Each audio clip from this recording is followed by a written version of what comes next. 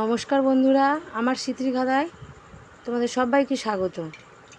আমার আজকের রেসিপি হলো কাঁচকলা আলুর কোপ্তাকারি। তার জন্য আমার লাগবে কাঁচকলা সেদ্ধ, আলু সেদ্ধ, বেসন, নুন, কালো জিরে, সাদা জিরে, হলুদ গুঁড়ো, জিরে গুঁড়ো, ধনে গুঁড়ো। এই মশলাগুলো আমি একে একে সব দিয়ে আলু আর কাঁচকলাটা মাখিয়ে নিয়েছি। তারপর কড়াইতে সাদা তেল দিয়ে, তেলটা গরম হয়ে গেছে, এর মধ্যে আমি গোল গোল আকারে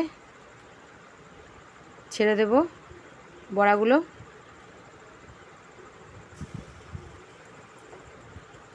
আমি সব ছেড়ে দিয়েছি।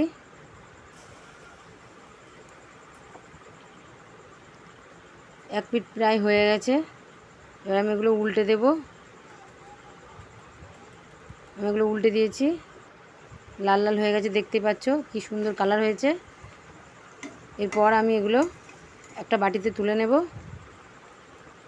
তারপর আমি কড়াইতে দুটো তেজপাতা, একটা শুকনো লঙ্কা, যেহেতু বাচ্চারা খাবে তাই আমি একটাই শুকনো লঙ্কা দিয়েছি, একটু জিরে, গোটা জিরে ফোড়নে দিয়ে আমি এর মধ্যে সেদ্ধ করে রাখা আলুগুলো দিয়ে দেব।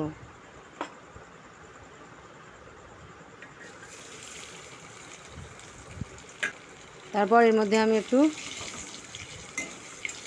নুন, হলুদ,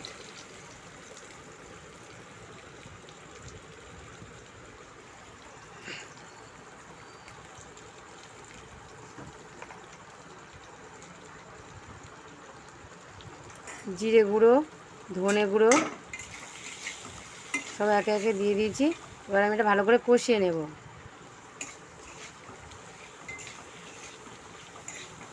আমার কষানো প্রায় হয়ে এসছে, এবার আমি এতে জল ঢেলে দেব।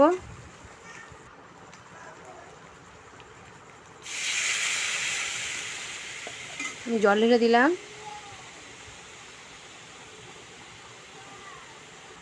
ব্যালেন্সের জন্য একটু চিনি দিলাম।